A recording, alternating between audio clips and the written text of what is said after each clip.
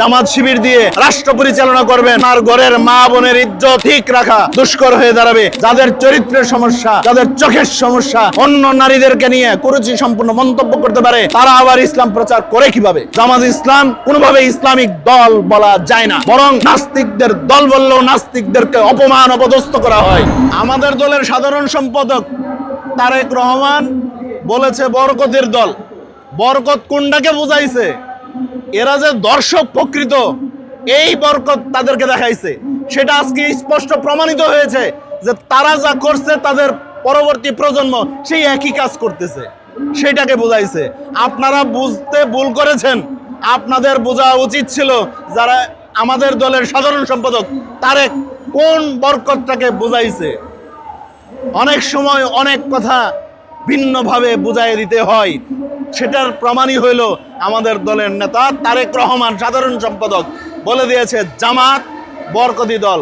তারা এমন বরকত দিয়েছে, সেই বরকত হইল তারা পূর্বে ছিল এখনো তারা বিধবা নারীকে করে এবং দর্শন করে হত্যার হুমকি দেয় এবং বাচ্চা পয়দা করে সেটাকেও নষ্ট করে। এই হলো জামাতের বরকতি দলের অবস্থা, এই হলো ইসলাম প্রচারের অবস্থা, এই হলো জামাতের শফিকের নেতৃত্বে দলের চরিত্র।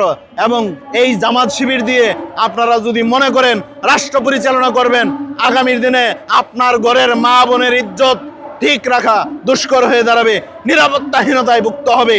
আমি তো চিন্তিত, যে সকল এলাকায়, যে সকল আসনে জামাতের এমপিরা নির্বাচিত হয়েছে, সেই সকল এলাকায় এখন কি জানি হয়।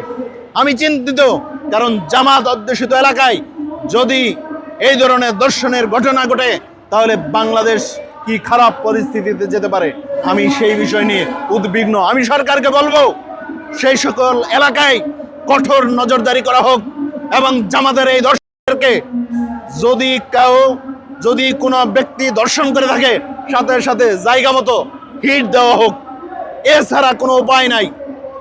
এদের সবার সমস্যা দেখতে পারবেন। আজকে আমার এই বক্তব্য যাওয়ার পরে কমেন্টে এসে গালিগালাজ করবে, আমার মা বোনদেরকে নিয়ে গালিগালাজ করবে। তাদের চরিত্রই হলো এরকম।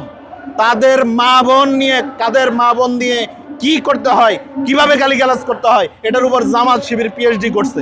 এক কথায় তাদের সমালোচনা যারা করবে, তাদের মা বোনদেরকে নিয়ে কিভাবে কুরুচি সম্পূর্ণ কথা বলতে হয়, কমেন্ট করতে হয়, গালিগালাজ করতে হয়, ফোন দিয়ে হ্যারাসমেন্ট করতে হয়, এই বিষয়ে জামাত পিএইচডি করছে। জ্ঞান পাপীদের দল হলো জামাত ইসলাম। আপনারা জানেন না, দেখেছেন না? এই যে কুষ্টিয়া 3 আসনের এমপি তথাকথিত মুফতির নামে সে একটা লুচ্চা বাটপার আমির হামজা, জাতীয় সংসদে তারই একজন সহকর্মী, একজন সাংসদ, তার বর্ণনা দেন, আমার ভাষায় মুখে এ ধরনের ভাষা আসবে না। কি দুশ্চরিত্রের লোক এই আমির হামজা। আবার রাশমিকা মান্দা নামে এক মডেল নাকি নায়িকার আছে ভারতের, তার দিকে সে তাকায়। তাহলে কত বড় লজ্জা হইলে একজন গায়রে মাহরাম মহিলার দিকে সে কোন নজরে তাকাইছে? এই হলো আমির হামজা। এই হলো জামাতের আলেমদের অবস্থা। জামাত এদেরকে আলেম বলে, এদের পিছনে নামাজ হবে না, এদের ওয়াজ শুনলে গুনাহ হবে, এদের ইসলামিক বয়ান শুনলে গুনাহ হবে, এদের পিছনে নামাজ হবে না। ক্লিয়ার। যাদের চরিত্রের সমস্যা, যাদের চোখের সমস্যা, যারা অন্য নারীদেরকে নিয়ে কুরুচি সম্পূর্ণ মন্তব্য করতে পারে, যারা পরনারীর দিকে তাকাইতে পারে, তারা আবার ইসলাম প্রচার করে কিভাবে? তারা আবার ইসলামিক দল হিসেবে দাবি করে কিভাবে? সেই বিষয়ে আমি বলতে চাই, স্বরাষ্ট্রমন্ত্রী সালাউদ্দিন আহমেদ যে কথাটি বলেছে এটি 100% সঠিক এবং সঠিক। জামাত ইসলাম বরং নাস্তিকদের দল হতে পারে। জামাত ইসলাম কোনোভাবে ইসলামিক দল বলা যায় না, বরং নাস্তিকদের দল বললেও নাস্তিকদেরকে অপমান অপদস্থ করা হয়। জামাত ইসলাম কোনোভাবে ইসলামিক দল বলা যায় না, বরং নাস্তিকদের দল বললেও নাস্তিকদেরকে অপমান অপদস্থ করা হয়। দেশদ্রোহীদের দল বলা যায়। ধন্যবাদ।